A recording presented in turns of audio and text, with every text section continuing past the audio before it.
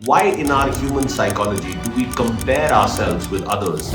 And once we understand the why, then we can create a solid and formidable mindset. Hi everyone, and welcome to this video where we address one of the root causes of what creates dissatisfaction and unnecessary disharmony in our lives. It is critical to understand that this cause is one that is very much in our control.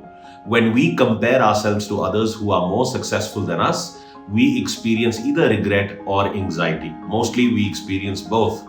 Hi, my name is Sawan Kapoor and I am India's leading career coach, and in this video I will share with you why in our human psychology do we compare ourselves with others, and once we understand the why, then we can create a solid and formidable mindset towards not making that comparison. And I say this both at a conscious and a subconscious level. If you like what you are hearing, then I encourage you to like and subscribe to this video. And don't forget to hit the bell icon so that you can be notified when we create new videos, because I promise you that what you will learn here will be uncommon in terms of the knowledge that is available to you.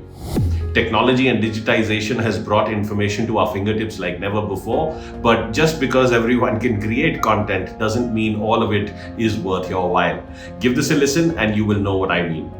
The fundamental problem with comparing yourself with others is that the minute you make the comparison, you start living outside of your business, the scope that you are responsible for in your life. And whenever you live outside your business, you will invite suffering. See, please understand that fundamentally there are three types of businesses. The first one is your business, things that you are responsible for.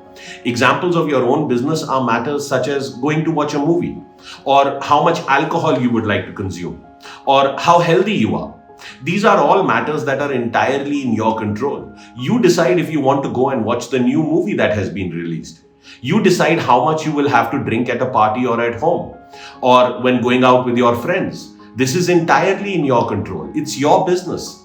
And how healthy you are is again an output of the time you spend in the gym or the eating choices that you make in your life.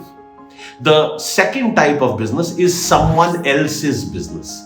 Examples of someone else's business include being upset over your boss's anger. Naturally, when someone gets angry with you and scolds you, it's an upsetting event. I understand that. But fundamentally, you need to comprehend that the anger that your boss is sharing is not your responsibility. And that anger that he or she may be displaying says more about them than it does about you.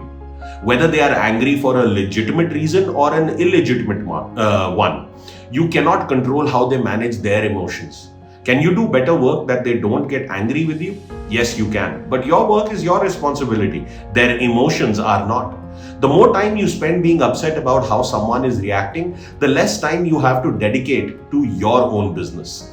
Another example of being in someone else's business is being worried about a parent's health. Naturally, as their child, you care about them and you worry about them. Again, that is understandable. But please do realize that ultimately you cannot take the decisions for your parent that they needed to take for their health. Only they can take those decisions for themselves. No one else can go to the gym for you. If you want to build muscles, then your body will have to go through the muscle building process. I hope you understand this critical distinction between your own business and someone else's business. The third type of business is God's business. Examples of God's business are the weather, or how much traffic there is, or how tall you are, or if there is a war taking place in the world. Now, naturally, you cannot control what the weather is, and being upset with God for the weather is futile. Or being upset that you did not grow to be as tall as you desired is futile. These are things that you or someone else simply cannot control. They are controlled by the force and the energy that is beyond us all.